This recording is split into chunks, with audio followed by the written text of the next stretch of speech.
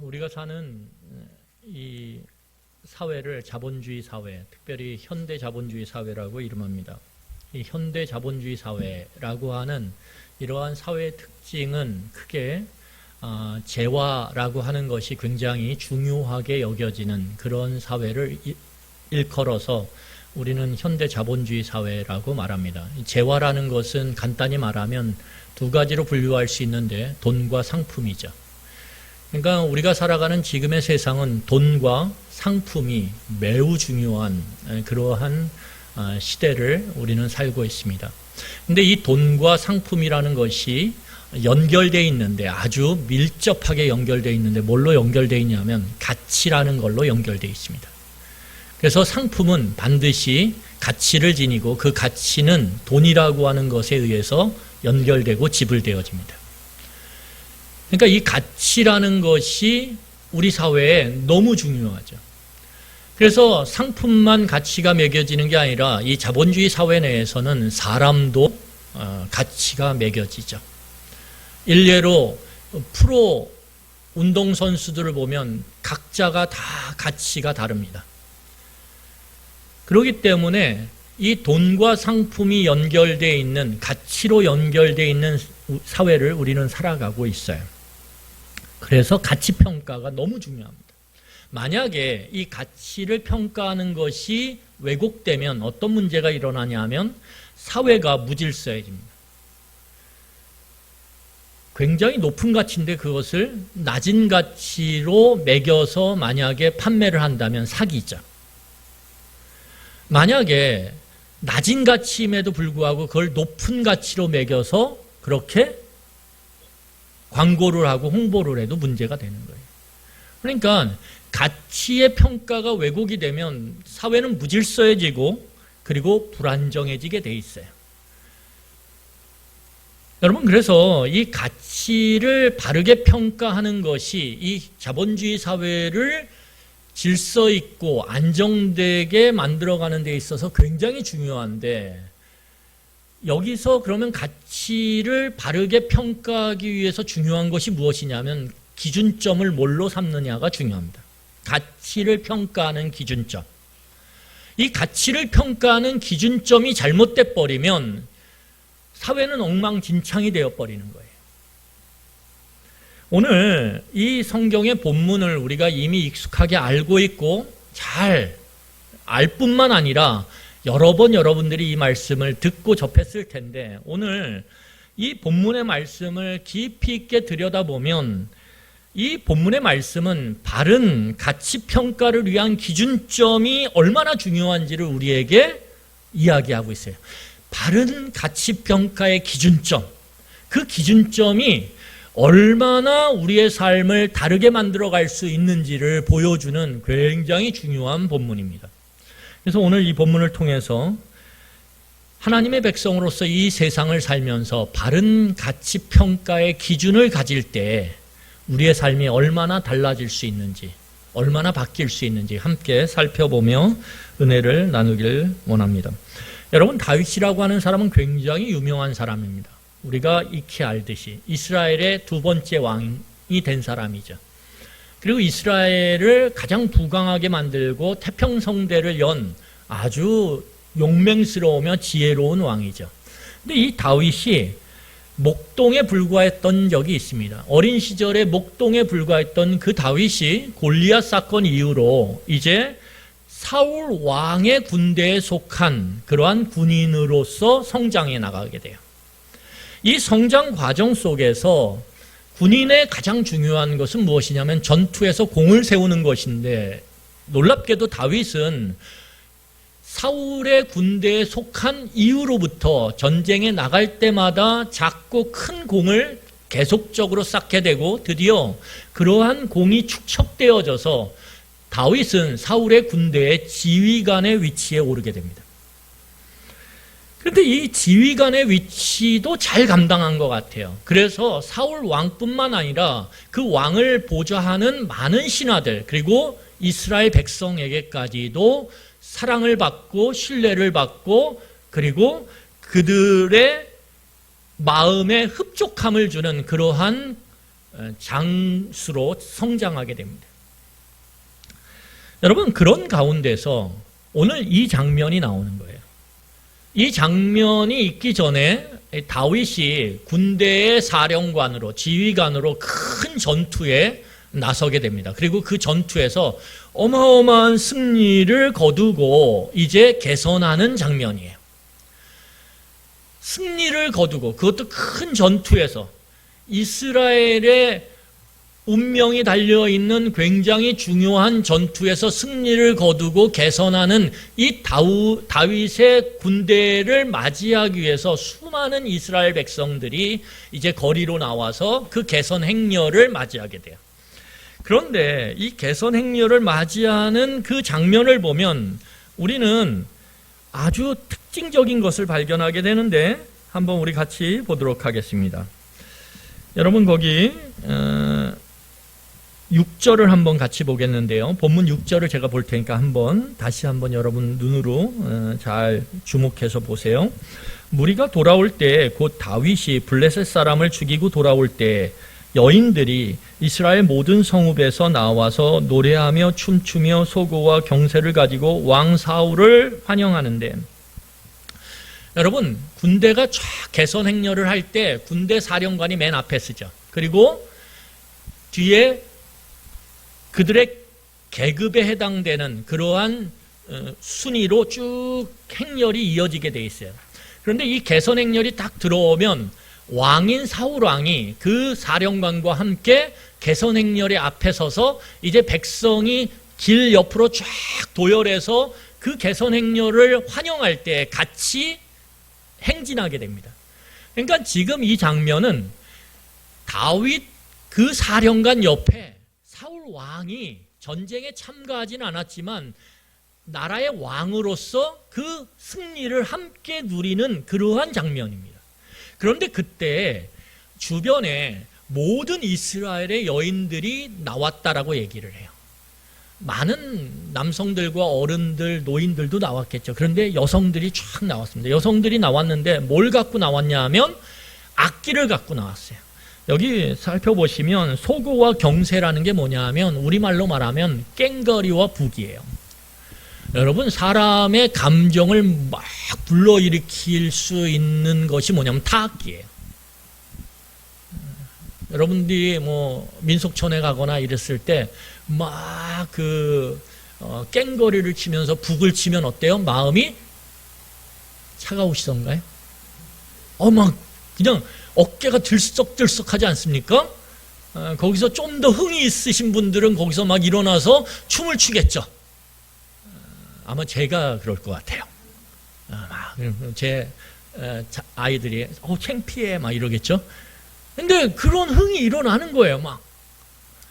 그러니까 이 여인들이 나와서 막 북과 꽹거리를 칠 때 사람들의 마음이 막 불일 듯 일어나는 거죠. 불길 일어나는 거죠. 막. 그런 상황이라는 거예요. 그런 상황. 여러분, 그런 상황 속에서 빠져서는 안 되는 게 뭐냐 하면 무엇입니까? 거기 보면 춤과 노래예요. 여러분, 악기가 막 연주되는데 이 휴대용이죠. 이 타악기, 그리고 꽹거리에 해당되는 거, 우리나라. 그 다음에 이 북에 해당되는 이런 것들, 피리에 해당되는 것들이 지금 동원돼서 나오고 있어요. 그런데 그 악기들이 막 연주되어질 때 절대 빠지면 안 되는 게 춤과 노래죠. 오늘 본문 6절에 보니까 춤과 노래를 하고 있는데 누가 하고 있어요? 아름다운 여인들이 하고 있어요. 여러분, 쇼라고 보면 너무 완벽하지 않습니까? 수많은 사람들이 나와 있고 거기에 승리의 개선 행렬이 쫙 멋진 모습으로 쫙 당당하게 걸어가고 있고 거기에 여인들이 악기를 갖고 나와서 막 치면서 어떻게 하면 춤과 노래를 제가 춤을 좀 출 수 있었으면 여기에 좀 이제 효과로 이렇게 브레이크 댄스를 좀 쳐 여러분들이 이럴 텐데 제가 춤을 못 추거든요. 이런 상황, 사람들의 마음이 막 다 열려진 거죠. 마음이 열리고 막 너무 기쁨을 한껏 표현하는, 거침없이 그런 기쁨들을 표현하는 순간이에요. 그런데 이때 노래의 특징이 있습니다. 오늘 본문을 보면 그냥 노래했다라고 얘기하는데 개역 성경을 보면, 우리가 갖고 있는 이 성경은 개역 개정이에요. 요 성경 전 버전인 개역 성경을 보면 요 노래한다라고 하는 표현을 뭐라고 표현했냐면 창화하며 라고 표현합니다. 창화. 이 창화라고 하는 노래의 기법이 있어요. 그 기법이 뭐냐 하면 노래를 부를 때 두 패로 나눠져서 노래를 합니다. 한 패와 두 패. 그래서 한 패가 먼저 1절을 불러요. 전반부의 노래 가사를 부르는 것입니다. 그러면 두 번째 해당되는 두 번째 패거리가 어떻게 되냐면 후반부에 해당되는 2절을 불러요. 이렇게 번갈아 가면서 계속 노래를 부르는 것, 이게 창화라고 하는 노래의 기법이에요. 그래서 제가 그런 말씀을 예전에도 한번 드린 기억이 있는데 뭐냐면 이런 창화 기법을 우리도 어렸을 때부터 경험했어요. 대표적인 게 뭐냐 하면 우리 집에 왜 왔니? 그러면 뭐예요? 꽃 찾으러 왔단다. 그러면 그 다음에 무슨 꽃을 찾으러 왔느냐? 그럼 뭐라 그래요? 영옥꽃을 찾으러 왔도다. 참고로 영옥은 제 아내의 이름입니다. 여러분, 이게 무슨 말이냐 하면 이 노래를 어렸을 적에 여러분 많이 해보셨죠? 그럴 때 한 패가 1절을 부르면 그 다음 패가 2절을 불러요? 소리가 작아져요? 커져요? 커져요. 그러면 또 다른 패가 어떻게 합니까? 또 다른 구절을 부를 때 더 커지죠. 그럼 마지막 구절을 부를 때 훨씬 커지죠. 점점 고조가 되는 기법이 창화 기법이에요. 그 관점에서 오늘 그들이 불렀던 노래 가사를 보면 1절이 뭐냐면 7절을 보세요. 1절의 노래가 사울이 죽인 자가 천천히, 이게 1절이에요. 그러니까 한 패에 해당되는 여인들이 이 악기를 막 치면서 노래를 아름답게 부르는데 그 노래의 가사의 1절이 사울이 죽인 사람은, 전쟁터에서 죽인 사람은 천천히요. 앞에서 군대를 이끌고 그 행렬을 쫙 진두지휘하며 개선 행렬로 쫙 앞에 갈 때 이 노래가 들려요. 사울의 마음이 얼마나 좋았겠어요. 나를 이렇게 높여주는구나. 너무 좋죠. 그런데 문제는 어디서 발생하냐면 2절에서 발생을 해요. 제가 창화라고 하는 기법의 방점은, 강조점은 어디 있다 그랬어요? 2절에 있어요. 2절이 주인공이에요. 그런데 2절이 큰 소리로, 1절보다 훨씬 큰 소리로, 훨씬 울려 퍼지는 소리로 사울의 귀에 들렸어요. 2절의 가사의 내용은 거기 보는 것처럼 다윗은 만만이다. 다윗이 죽인 자는 만만이다, 이거예요. 여러분, 이때 문제가 발생합니다. 사울의 귀에 크게 울려서 들려진 소리는 2절이에요. 그리고 그 2절의 주인공인 다윗의 이름이 사울의 귓등을 때렸고, 귓전을 때렸고 그의 마음에 박혀버렸어요. 그리고 그것이 오늘 엄청난 충격을 사울 왕에게 줬어요. 같이 걸어가고 있는데 그 2절이 사울의 가슴에 팍 꽂혀서 그에게 엄청난 충격을 줍니다. 그것이 8절이에요. 우리 8절 말씀을 함께 읽도록 하겠습니다. 같이 읽겠습니다. 시작. 사울이 그 말에 불쾌하여 심히 노하여 이르되 다윗에게는 만만을 돌리고 내게는 천천만 돌리니 그가 더 얻을 것이 나라 말고 무엇이냐 하고. 여러분, 사울왕이 이 노랫소리를 듣고 충격을 받았어요. 그런데 이 충격이 충격으로만 끝나지 않고 그 충격이 어디로 연결이 되냐면 공포와 두려움으로 연결됩니다. 어떤 공포와 두려움이냐면, 아, 다윗이 나를 죽이고 나라를 차지하겠구나 라고 하는 공포와 두려움으로 몰려와요.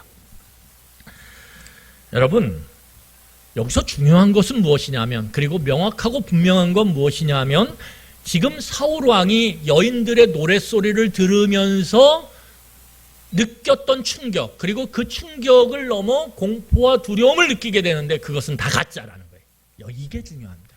다 가짜라는 거예요. 다 허상이라는 거예요. 있지도 않은 내용이라는 거예요. 그런데 그 있지도 않은 허상, 그리고 상상의 그 노래가 이 사울 왕에게 엄청난 충격과 공포와 두려움을 주고 있다라는 거예요.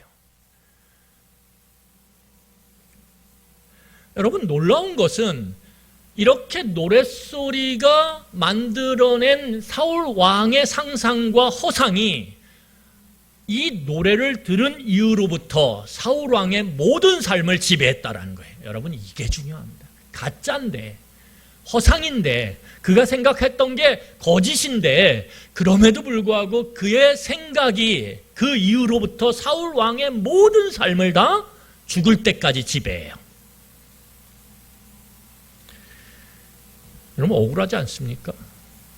아니, 있지도 않은 내용인데 그거에 사로잡혀서 평생을 그 올무 가운데서 빠져나가지 못하고 빠져나오지 못하고 낑낑대면서 살다가 죽어요. 비참한 인생이죠. 여러분, 그래서 구절을 보면 이렇게 얘기해요. 우리 구절 보겠습니다. 같이 읽겠습니다. 시작. 그날 후로 사울이 다윗을 주목하였더라. 이 노래를 들은 그 이후로 사울은 왕임에도 불구하고 다윗을 주목하기 시작해요. 여러분, 여기서 주목한다라는 건 어떤 거냐면 어떤 걸까요? 우리가 눈을 이렇게 흘기는 거죠. 흘기는 눈으로 다윗을 바라보고 있는 거예요. 의심의 눈으로 다윗을 바라보고 있는 거예요. 그가 사로잡혀 있는 그 상상과 허상에 안경을 끼고 다윗의 일거수일투족을 바라보는 거예요. 여러분, 오늘 사울 왕은 비교의 덫에 걸립니다. 이 비교의 덫. 비교의 덫에 걸렸을 때 놀라운 사실은 다윗의 사령관으로서의 군대를 이끌고 승리할 때 그 승리가 이스라엘의 안정과 풍요와 부강함, 그리고 결국 이스라엘의 풍요와 부강함과 이 강함은 사울 왕에게 엄청난 유익임에도 불구하고 사울 왕은 점점 더 괴로워져요. 희한하지 않습니까? 다윗이 자랄수록 자기 나라가 부강해지고 왕으로서의 위치가 견고해지는데 사울의 마음은 지옥이 돼요.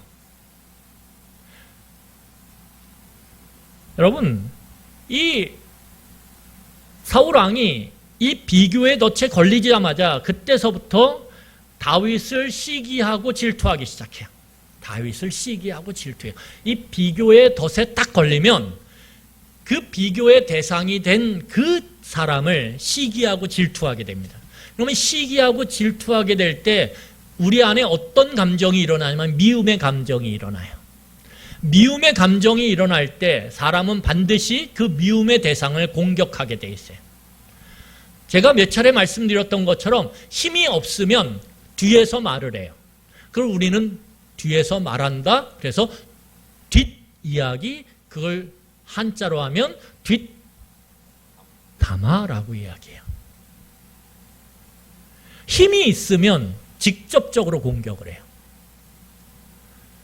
그래서 미움의 대상은 공격을 받게 돼 있어요. 사울 왕은 왕이었기 때문에 그 모든 이스라엘의 권력을 갖고 있죠. 군사를 지휘할 수 있는 권한을 갖고 있죠. 그러니까 그는 직접적으로 다윗을 죽이기 위해서 평생을 따라다녀요. 평생을. 여러분, 그런데 참 비극적인 것은 무엇이냐 하면 그렇게 비교의 덫에 걸려서 마음의 시기와 질투가 일어나고 그래서 상대방을 미워할 때 공격하게 되는데 공격하면 할수록 공격의 강도가 세지면 세질수록 비극적인 것은 사울의 마음이 황폐화되기 시작했다는 거예요. 사울은 마음이 황폐해지는 것을 넘어서서 그의 정신에 이상이 생기기 시작해요. 그래서 사울은 정신 이상을 지금으로 말하면 정신병이죠. 정신병에 걸린 그 인생의 후반전을 쭉 보내게 돼요. 그런데 그걸로 끝나느냐? 그렇지 않아요. 그의 신체에 문제가 생기고 그의 관계에 문제가 생겨요. 특별히 아들인 요나단은 엄청난 아들이거든요. 그냥 요즘 우리말로 말하면 엄친아 중에 엄친아예요. 요나단. 제 영어 이름이 요나단이거든요. 너무 온화해요. 온화한데 너무 뛰어나요. 그런데 겸손해. 이런 아들 있습니까, 여러분? 그런데 이 아들과의 관계마저도 틀어버려요. 망가져요. 그리고 결국은 뭐냐면 그의 양심은 다 굳어버립니다. 양심이 굳어버려요. 죄가 죄인지를 느끼지 못해요. 그런 상황까지 이르게 된다는 거예요. 이게 뭐냐면 부메랑 효과예요. 부메랑 효과. 여러분 부메랑인 거 어렸을 때 이렇게 던져보셨죠? 부메랑을 세게 던지면 던질수록 돌아오는 그 세기가 속도가 빨라요. 사울 왕이 자신의 힘을 갖고 시기, 질투 그리고 미움의 대상인 다윗을 공격하면 공격할수록 그 공격의 세기가 세지면 세질수록 사울 왕에게 돌아오는 부메랑 효과는 더 강해졌다라는 거예요. 그래서 사울은 점점 미쳐가요. 마음은 점점 황폐해져가고 양심은 점점 굳어가요.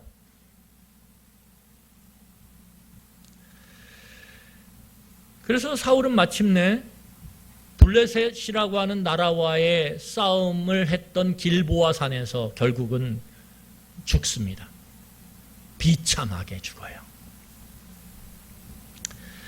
여러분 우리는 이 사울 왕의 모습에 집중할 필요가 있습니다. 사울 왕의 모습에 집중하는 이유는 무엇이냐면 그러면 도대체 사울 왕의 그 비극을 만들어냈던 인생의 비극을 만들어냈던 그 비교의 덫에 왜 걸렸냐 이거예요.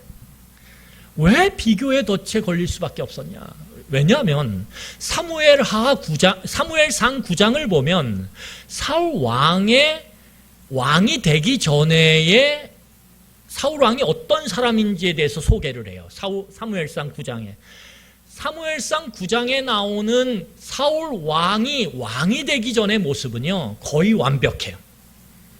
키도 엄청 커요. 체격도 좋아요. 잘생겼어요. 집안이 아주 잘 나가는 집안이에요. 모든 걸 다 갖춘 듯이 보이는 사울 왕. 그런데 왕까지 됐어요. 거기다가 아들이 너무 멋져요. 보통 자신이 잘 되면 아들이 좀 부족할 수 있거든요. 아버지 눈에 비친 아들의 모습은 부족할 수 있어요. 아버지가 좀 크면 클수록.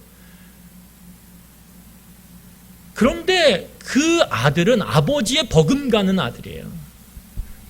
아버지에게 생명을 걸고 충성했던 아들이에요. 그러니까 사울 왕은 소유의 관점에서 보면 부족할 것이 없어요. 그런데 이 비교의 덫에 걸리게 만드는 가장 중요한 두 가지 중에 하나가 소유거든요. 소유를 통해 우리는 비교해요. 여러분 그 명절이 지나고 나면 마음이 기쁜 분들이 별로 없어요. 표정을 보면. 왜냐하면 요즘엔 코로나라서 그런 것들이 덜하지만 코로나 전에 명절이 되면 가족들이 다 모이죠. 모이면 뭘 얘기하기 시작하냐 하면 1년 동안 있었던 이야기들을 막 하기 시작해요. 그러면 내가 소유가 얼마나 늘었는지, 내 자식의 학교 순위가, 이것도 소유예요. 성적의 소유가 얼마나 늘었는지 온갖 소유를 쏟아내기 시작해요. 그러면 그때서부터 비교가 일어나는 거예요. 그래서 사람은 소유를 통해서 비교합니다. 그런데 사울 왕은 소유에 있어서 비교 대상이 될 사람이 이스라엘에 없어요. 근데 이 비교의 덫에 걸리게 하는 두 번째 요소가 있는데 그게 뭐냐면 평판이에요. 사회적 평판. 사회적 인정. 사울 왕이 굉장히 중요하게 여겼던 자신의 가치를 가늠하는 데 있어서 기준점이 됐던 게 뭐냐면 사회적 평판이에요. 사울 왕은 소유로 자신의 가치를 증명하거나 그걸로 자신의 가치를 매기지 않아요. 뭘로 매기냐면 사회적 평판. 사람들이 나를 어떻게 여기느냐, 사람들이 나를 어떻게 바라보고 있느냐, 이게 사울 왕의 자기 가치를 매기는 굉장히 중요한 기준점이 됐다라는 거예요. 여러분 그러니까 사회적 평판에서 모든 것을 소유하고 있던 자신이 그 평판에 위에 서야 되는데 지금 1등으로 달리던 그 사회적 평판이 다윗이 출현하자마자 어떻게 됐어요? 뒤집혔단 말이에요. 사울이 1등의 평판의 자리에서 2등으로 밀려나고 다윗이 그 1등에 자기가 차리했던 그 1등, 자기가 가장 중요하게 여기는 자기 가치를 가늠하는 기준점이었던 그 사회적 평판이라고 하는 그 부분에 1등이 된 거예요. 그러니까 끊임없이 다윗과 비교하며 그 비교에 덫에 걸려버린 거예요.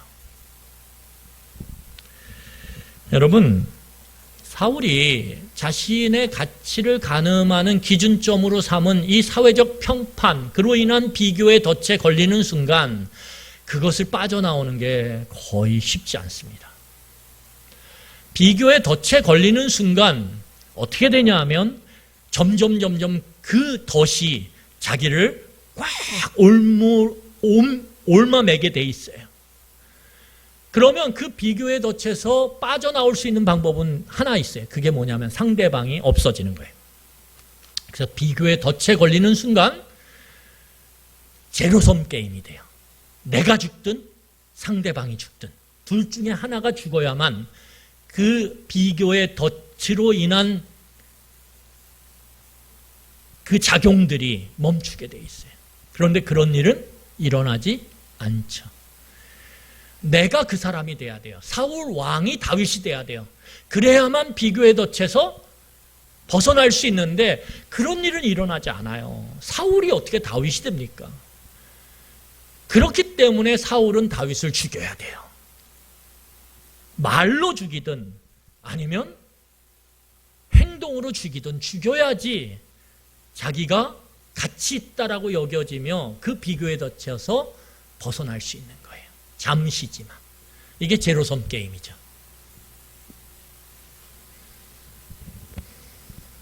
여러분, 그런데 이 비교의 덫이 얼마나 강력하냐 하면 아까 말씀드렸듯이 이 비교의 덫에 걸려서 평생을 지냈던 사울 왕이 마지막 블레셋과의 전투에서 죽어요. 길보아 산이라고 하는 산 전투에서 죽는데 사울 왕은 그 죽는 순간까지도 사회적 평판을 신경 써요. 너무 강하지 않습니까? 이 비교의 덫을 걸리게 만들었던 그 사회적 평판이라고 하는 그것의 힘이.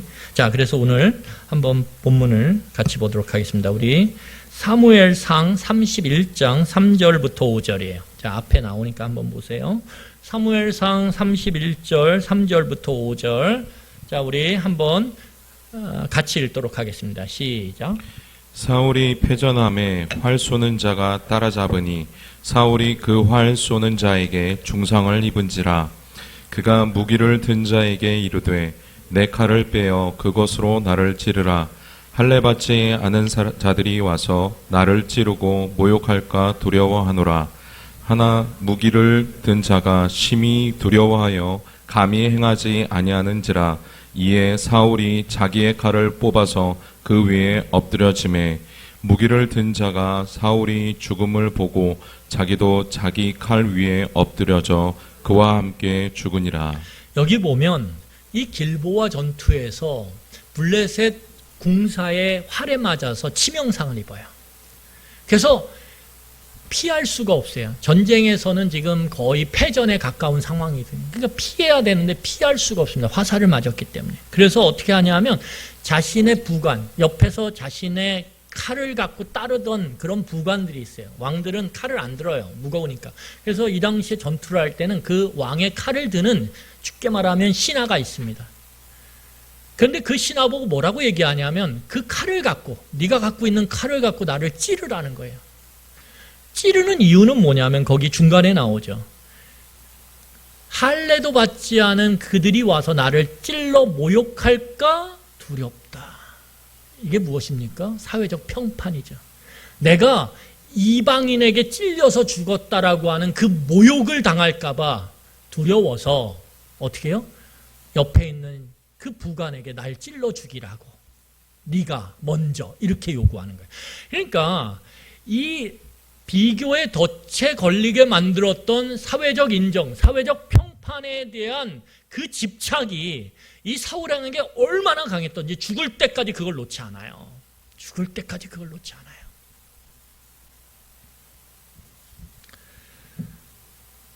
여러분, 우리가 소유라고 하는 것, 두 번째는 사회적 평판이라고 하는 것이 나의 가치를 평가하는 기준이 되는 순간 우리는 끊임없이 누군가와 비교하게 돼 있어요.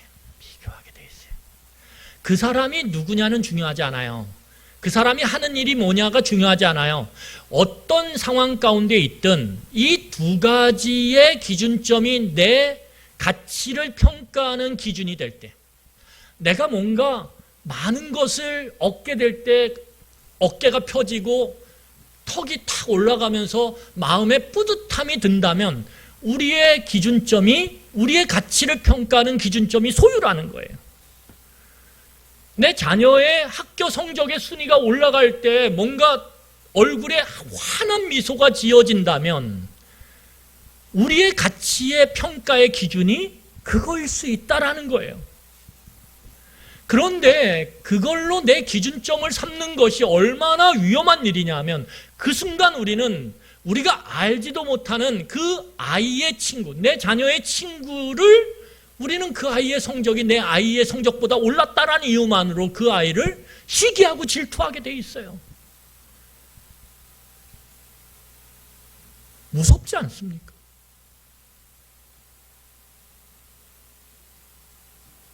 내가 하는 일들 속에서 사회적 평판을 중요하게 여기고 그것이 내 진급, 내 소유와 연결됐다라고 생각하는 순간 우리는 사회적 평판을 잘 받고 있는 내 옆에 동료들을 그 마음 깊은 곳으로부터 시기하고 질투하고 미워하게 돼요. 그리고 그 사람에게 있지도 않은 사실을, 거짓된 사실을 마치 진짜 사실인 것처럼 그렇게 유포하고 퍼뜨리죠. 그럴 때 우리의 마음이 어떻게 되냐? 우리의 마음은 점점 황폐해져요. 더 강하고 센 거짓을 말하기 시작해요. 더 그 사람이 안 되기를 바라는 그러한 마음들이 깊어지기 시작해요. 그래서 여러분, 그 조선시대를 보면 조선시대의 왕들은 여러 명의 후궁들을 둘 수 있었습니다. 그래서 그 후궁들이 왕의 사랑을 받기 위해 서로 보이지 않는 그러한 비교의 덫에 걸려서 시기하고 질투해요. 그들에게 있어서의 가장 중요한 자신의 가치를 평가하는 기준은 왕의 인정이에요. 왕이 인정하는 평판. 그 왕의 평판, 왕이 나를 어떻게 생각하는가가 그들에게 가장 중요하게 가치의 기준으로 받아들이는 순간 그들은 그 왕궁 안에서 수없이 비교하며 질투하고 시기하며 상대방을 미워하고 그리고 공격하기 시작해요. 이유는 없어요. 그 공격 가운데서 많은 후궁들은 무당의 힘을 빌립니다. 그래서 살이라고 하는 그 미워하는 대상의 인형을 만들어서 거기다가 막 침을 꽂아요. 그 사람이 죽기를 증오하는 마음으로 계속 그 사람의 그 인형, 그 사람의 형상을 닮은 인형에다가 계속 찍어요. 계속 찍어요. 그러면서 어떻게 되냐 하면 스스로 마음이 황폐해지고 미쳐가기 시작하는 거죠. 그래서 이 조선시대의 많은 후궁들이 그렇게 상대방을 미워하고 시기하고 질투해서 미워함으로 정치적으로 그들을 죽음으로 몰고 갔던 후궁들 중에서는 나중에 굉장히 정신적으로 문제가 많았던, 그래서 아주 희귀하고 아주 망측한 그러한 행동들을 굉장히 많이 했어요. 제가 차마 여기서 얘기를 못하겠지만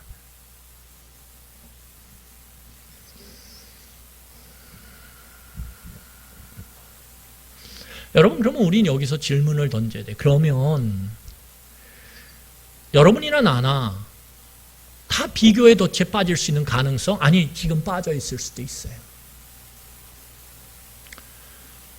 그걸로 인해서 우리가 누군가를 시기하고 질투하고 미워하고 있을 수도 있어요. 그럼 어떻게 그 비교의 덫에서 빠져나올 수 있을까요? 어떻게 그 비교의 덫을 풀어내고 자유를 누릴 수 있을까요? 오늘 성경은 소유와 사회적 평판을 우리의 가치의 기준으로 삼는 한 거기서 빠져나올 수 없다라고 오늘 가르쳐주고 있어요. 그러면 무엇을 우리의 가치를 가늠하는 그러한 기준점으로 우리가 가져야 될까? 오늘 성경을 통해서 우리는 그것을 얻어야 돼요. 내 기준점을 바꿔야 돼요. 나의 가치를 평가하는 기준점을 사회가 말하는, 세상이 말하는 소유와 사회적 인정, 평판이라고 하는 그걸로 우리의 가치를 평가하는 거기로부터 우리는 벗어나야 돼요. 그러면 성경은 무엇을 제시하는가? 성경은 놀랍게도 십자가의 길을 우리에게 소개하고 있어요. 십자가의 길.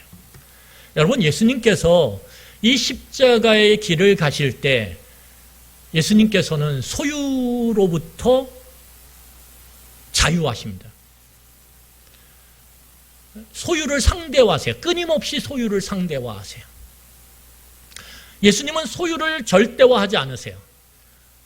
소유를 상대화하시면서 또한 예수님은 뭘 하시냐면 종교 지도자들로부터 거짓된 평판을 들어요.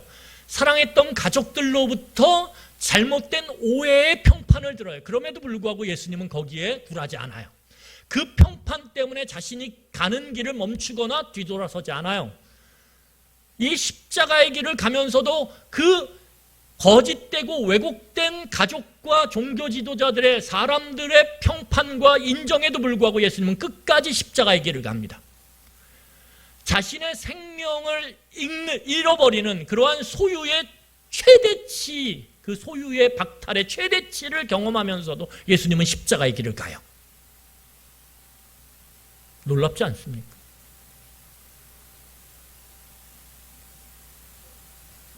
예수님이 어떻게 세상에서 자신의 가치를 증명하도록 강요하는 소유와 사회적 평판으로부터 자유했냐 이거죠. 십자가의 길을 보면 그것을 우리가 알 수 있어요. 자, 오늘 같이 볼 텐데요. 우리 본문을 같이 보도록 하겠습니다. 우리 마가복음 1장 11절을 먼저 보겠습니다. 마가복음 1장 11절이에요. 마가복음 1장 11절 같이 읽도록 하겠습니다. 같이 읽겠습니다. 시작. 하늘로부터 소리가 나기를 너는 내 사랑하는 아들이라 내가 너를 기뻐하노라 하시니라. 여러분, 이 장면은 무엇이냐면 여러분들이나 제가 잘 알고 있는 것처럼 예수님께서 공적인 생애, 예수님의 공적인 생애는 하나님 나라를 선포하고 가르치는 거예요. 그 하나님 나라를 선포하고 가르침의 중심에 뭐가 있냐면 십자가가 있습니다. 그런데 이 십자가의 길을 공식적으로 가기 전에 요단강에서 세례를 받고 나오셨을 때, 물 바깥으로 나오셨을 때 하늘로부터 들리는 소리가 바로 이 소리예요. 그러니까 예수님이 사람들의 사회적 인정과 평판과 상관없이, 소유와 상관없이, 생명을 잃어버리는 듯한 그런 소유의 박탈과 상관없이 이 십자가의 길을 끝까지 갈 수 있었던, 그 십자가의 길을 시작했던 첫 번째가 뭐냐면 이거예요. 뭐라는 거예요? 하나님이 너를 사랑한다라는 거예요. 하나님이 너를 사랑한다. 이 하나님이 너를 사랑한다라고 하는 이 하나님의 말씀, 그 말씀이 예수 그리스도 안에 담겨졌을 때 예수님은 자신의 가치를 증명하도록 강요하는 세상의 소유와 세상의 평판으로부터 자유함을 누리기 시작합니다.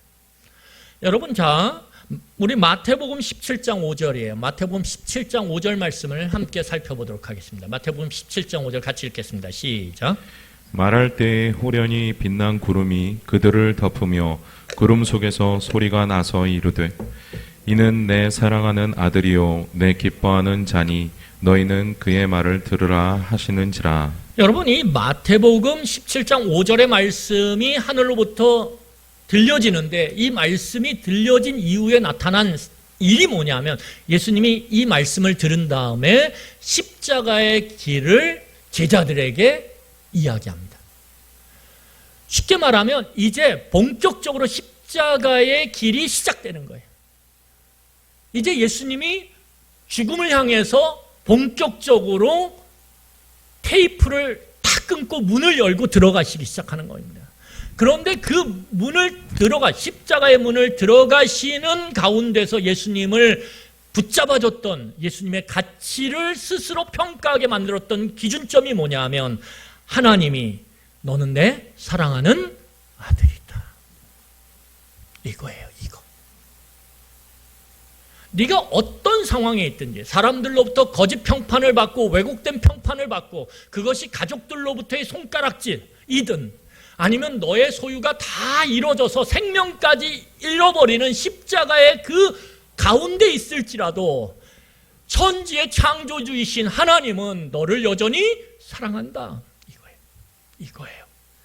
이게 예수 그리스도가 소유와 사회적 평판으로부터 자유케 되므로 그에게 주어진 그 사명의 길을 기꺼이 걸어갈 수 있도록 만들었던 단 하나의 기준점이었다는 거예요. 하나님이 나를 사랑하신다.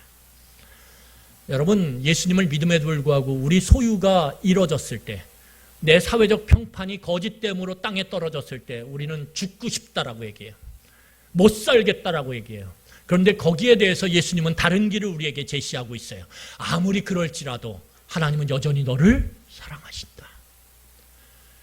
그 말씀이 우리 안에 있는 한 우리는 세상의 그 어떤 공격에도 넘어지지 않아요. 견딜 수 있어요. 힘이 생겨요. 그리고 그 견디는 가운데서 시간이 지나가면 하나님께서 우리를 다시 세우시고 그 거짓되고 왜곡된 그 평판으로부터 자유케 되며 그 소유로부터 자유케 되는 그러한 은혜를 베푸시고 누리심을 경험하게 된다는 거예요. 그게 십자가의 죽음 가운데서 생명의 소유와 사회적 평판을 다 잃어버렸음에도 불구하고, 그래서 사람들이 십자가에 달린 예수 그리스도를 보면 뭐라고 합니까? 저주받은 사람이라고, 그렇게 죄인이라고 손가락질해요. 그런데 예수님께서 하나님이 여전히 나를 사랑하신다 라고 하는 이 기준점을 갖고 십자가에 달리실 때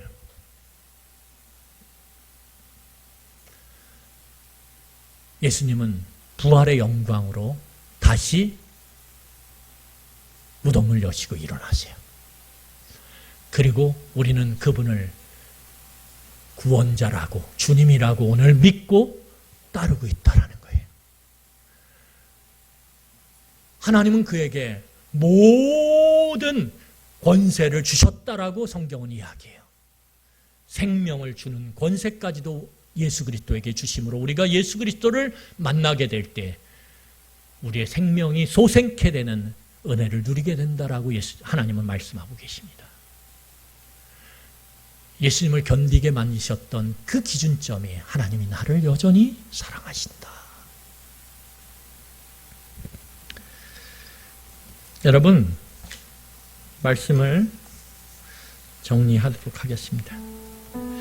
이 소유와 평판, 이러한 가치의 기준점을 삼아서 우리가 살아가면 변동성이 심해요. 변동성이. 우리는 늘 울고 웃어요. 내가 조금 많이 가진 것 같으면 막 세상을 다 얻은 것처럼 좋아하죠. 그런데 나보다 더 많은 것을 가진 사람 만나게 되면 마음이 푹 가라앉아요. 사회적 평판도 마찬가지. 여러분, 연예인들의 삶을 보세요. 연예인들의 삶은 사회적 평판과 소유가 연결되어 있어요. 그래서 평판이 높아지면 광고도 찍고 프로그램도 많이 하게 되고 그러면 소유가 늘어나요. 그런데 연예인의 삶이 얼마나 불안정하냐 하면 변동성이 심해요. 계속 순위가, 평판 순위가 왔다 갔다 왔다 갔다 왔다 갔다. 그때마다 울고 웃어요. 그리고 옆에 있는 동료들을 신뢰하지 않아요. 다 나의 적이에요. 그러니까 어떻게 되냐 하면 주변에 사람이 없어요. 그러면서 그 변동성이 만들어내는 불확실성에 빠져요. 불확실성에 빠지니까 어떻게 되냐면 늘 두려움에 빠져요. 그래서 많은 연예인들이 두려움에 빠져요. 자신의 미래에 대한 두려움. 그래서 연예인들이 요즘에 자신들의 삶을 이야기하는 걸 들어보면 예전에 이야기를 하지 못했던 말들을 꺼내놓기 시작해요. 내가 그 몇 년 동안 공황장애를 앓았다고. 지금도 어느 순간이 되면 가슴이 콩 막혀서 죽을 것 같다고.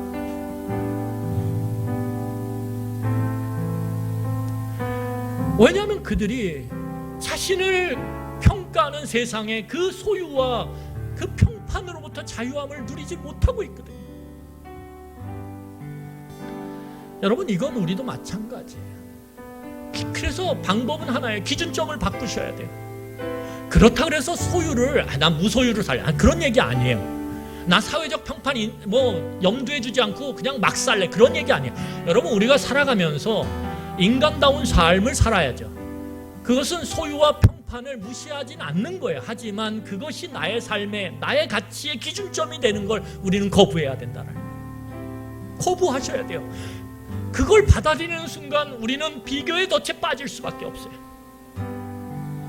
여러분, 사회가 이야기하는 소유로 너의 가치를 증명하라, 사회적 평판과 인정으로 너의 가치를 증명하라고 하는 이 세상의 소리로부터, 음성으로부터 우리는 그것을 거부하고 저항해야 돼요.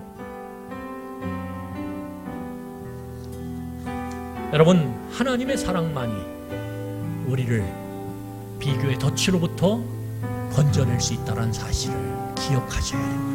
여러분, 오늘 우리 마지막 요한 1서 4장 18절을 읽겠어요. 요한 1서 4장 18절을 같이 읽겠습니다. 우리 큰 소리로 같이 읽겠습니다. 같이 읽겠습니다. 시작.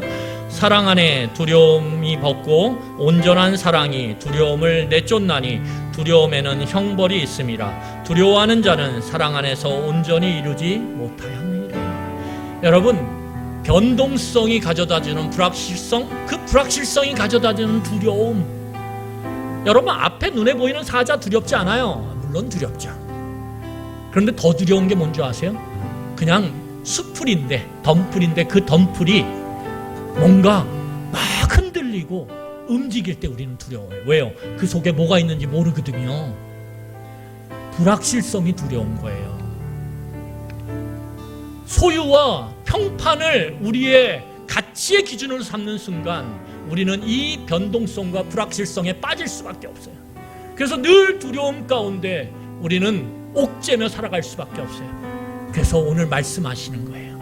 너의 변동성, 너의 불확실성, 너의 그 두려움을 이겨낼 수 있는 단 하나의 변치 않는 것이 있다면 그게 뭐예요? 하나님이 우리를 여전히 사랑하신다는 거예요. 그래서 우리 아까 집사님이 기도하셨지만 요한복음 3장 16절에 뭐라고 말씀하세요? 하나님이 세상을 이처럼 사랑하사, 여기서 세상은 사람이에요. 우리를 그렇게 사랑하사 얼만큼 사랑하셨냐면 자기 독생자를 십자가에 내주시기까지 사랑하셨다라는 거예요. 그 변치 않는 사랑, 그 사랑이 여전히 우리 안에 있다라는 사실을 우리가 받아들일 때, 그걸로 내 가치가 다 증명된다라는 이것을 우리가 받아들일 때 우리는 비교의 덫에 빠지지 않은 채 옆에 있는 사람들을 사랑하며 그들과 함께 어깨동무를 하고 더불어 그들과 함께 이 세상을 그래도 살만한 세상으로 만들어가는 그런 기쁨을 누릴 수 있을 거라고 저는 믿습니다. 우리 이 시간에 그 십자가의 사랑을 같이 찬양하며 우리 말씀을 정돈하도록 하겠습니다.